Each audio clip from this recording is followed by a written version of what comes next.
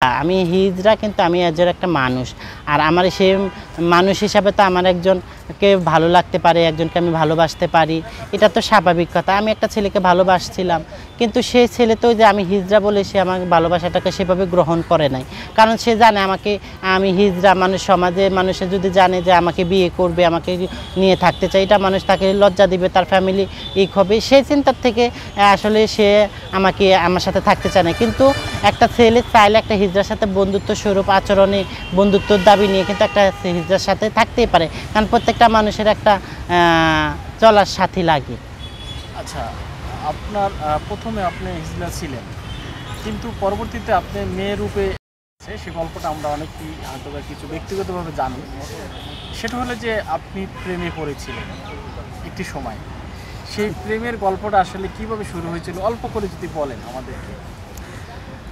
প্রেমের, দেখেন আমি কি বলবো, আমি হিজড়া, একটা আপনি কিন্তু আসলে সেই সম্পর্কটা কি আগে হয়েছিল না পরে হয়েছিল তার সাথে? কি বলবো, বলেন। আমি আগেও হিজড়া ছিলাম, এখনো হিজড়া আছি, ভবিষ্যতে হিজড়ে থাকবো। আপনি জন্মের পর থেকে ছেলে হয়েছেন, আপনি এখনো ছেলে আছেন, ভবিষ্যতেও ছেলে হিসাবে থাকবেন, আবার আপনার মৃত্যু হবে আপনি ছেলে হিসাবে।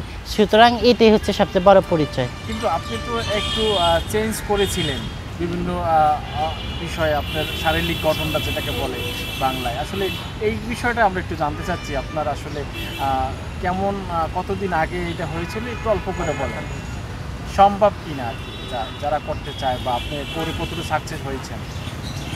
দেখেন, আমি হিজড়া, প্রথমত আমার পরিচয় হচ্ছে আমি হিজড়া। আমার কিছু যদি অপূর্ণতা থাকে, সেটা যদি আমি কোনো মাধ্যম দিয়ে যদি পূর্ণতা পাই, সেটাই আমি করেছি। কিন্তু আমি তো একজন হিজড়া ছিলাম। আজকে যেমন একটা নারী বা একটা পুরুষের যদি একটা পাও না থাকে, সে চেষ্টা করে যে আমার পাও যখন নাই, আমি চেষ্টা করি একটা প্লাস্টিকের পাও লাগায় আমি চলি। দ্যাটস এটাই।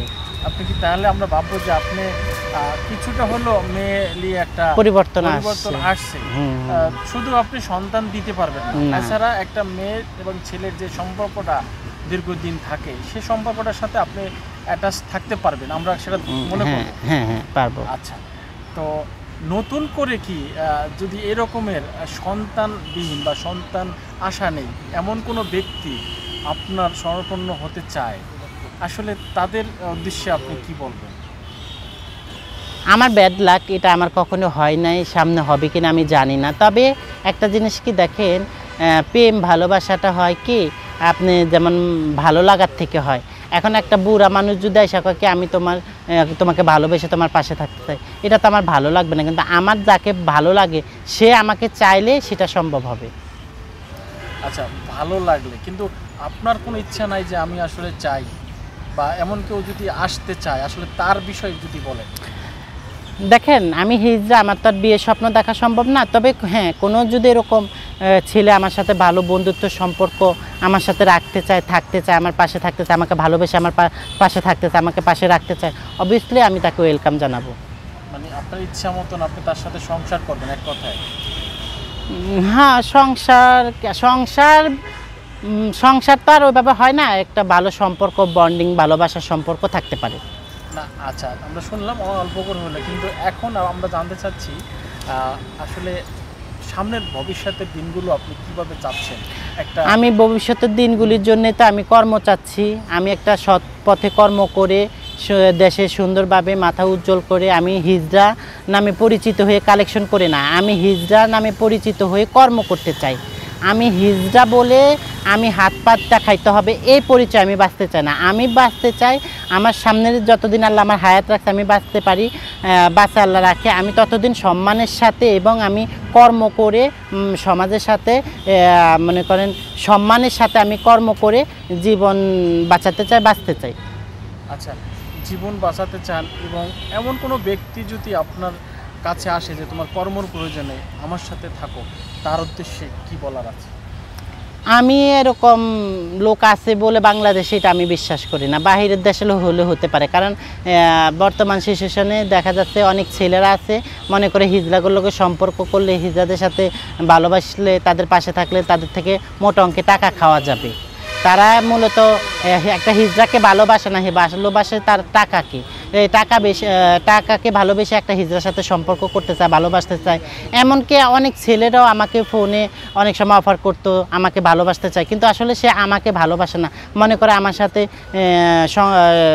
ভালোবাসলে, আমার সাথে থাকলে হয়তো সে আরামে থাকবে, আরামে এসে থাকবে, খাবে, তার কর্ম করতে হবে না, কিছু করতে হবে না।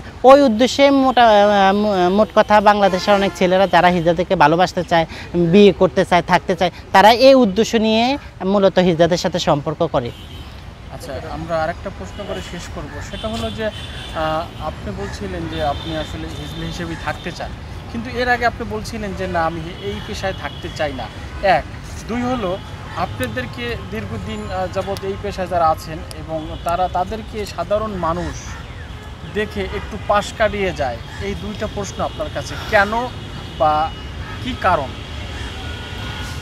ওই যে বললাম, আমরা কলঙ্কিত জীবন নিয়ে দুনিয়াতে জন্মগ্রহণ করছি। হিজড়া নাম পরিচিত বলে সমাজ মানুষ আমাদেরকে এতটাই অবহেলা চোখে দেখে, এতটাই ইগনোর করে। কিন্তু তারা যদি, দেশের মানুষ যদি এতটুকু অন্তত চিন্তা করে যে না, একটা হিজড়া আমার ভাই বোন, তাকে আমি সম্মান করা উচিত, তার পাশে দাঁড়ানো উচিত, তাকে ভালোবাসা উচিত, তাকে ভালোবাসতে পারি, তার সাথে কথা বলতে পারি, তার সাথে চলতে পারি, তাকে সম্মান দেখানো উচিত সে মানুষ হিসাবে, তাহলে আমাদের সমাজে আর আমরা অবহেলিত থাকি না। আমাদের ফ্যামিলিও অনেক সময় হস্তনেত্য হতো না, মানুষের কাছে অপমানিত হতো না। কারণ যদি মানুষ প্রত্যেকটা হিজড়াকেও সম্মান করতো, ভালোবাসতো, তাদের পাশে দাঁড়াতো। কারণ আজকে আমরা অবহেলিত এই জন্য, কারণ মানুষ আমাদেরকে অপমান করে। আমরা হিজড়া হিসাবে আমাদেরকে ওইভাবে ভালোবাসার চোখে দেখে না, আমাদেরকে ভালো চোখে দেখেন। দেখা যাচ্ছে আজকে একটা ছেলে আমাকে ভালোবাসে ঠিকই, কিন্তু আমাকে নিয়ে রাস্তায় বের হতে চায় না, মনে করা হয় হিজড়া মানুষ কী ভাববে। এই জিনিসগুলির থেকে তারা মূলত আমাদেরকে, কিন্তু এটা তো আমাদের জন্য, হিজড়াদের জন্য একটা কষ্টদায়ক বিষয়, তাই না? কেন একটা ছেলে একটা মেয়েকে নিয়ে, একটা ছেলে রাস্তায় বগল দাবা করে হাঁটতে পারে, একটা ছেলে একটা মেয়েকে গলাগলি করে রাস্তায় হাঁটতে পারে, কিন্তু একটা হিজড়ার সাথে কথা বলতেও ইতস্তি বোধ করে, সে লজ্জা পায়। কেন? আমরা মানুষ না? আচ্ছা, তাদের উদ্দেশ্যে আপনার কি বলার আছে? তো তাদের উদ্দেশ্য না, আমি গোটা বাংলাদেশের মানুষের কথা বলবো যে প্রত্যেকটা নরনারী, প্রত্যেকটা মানুষ আপনার হিজড়াদেরকে সম্মান করা উচিত, হিজড়াদেরকে ভালোবাসা উচিত, হিজড়াদের পাশে থাকা উচিত।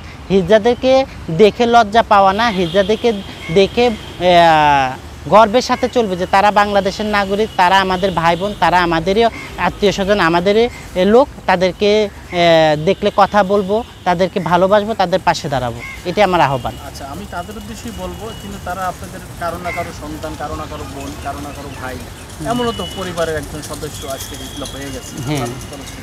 কিন্তু আপনাদের ভিতরে অনেকেই আছে একটু জোরপূর্বক অনেক কিছু করে। আসলে আপনাদের লোকের উদ্দেশ্যে আপনি কি বলবেন যদি এই প্রোগ্রাম দেখে? দেখেন, জোরপূর্বকভাবে করে। এখন হিজড়াদের তো এই উপায় ছাড়া কোনো উপায় নাই, হিজড়াদের তো আর কোনো কর্মসংস্থানটা নাই।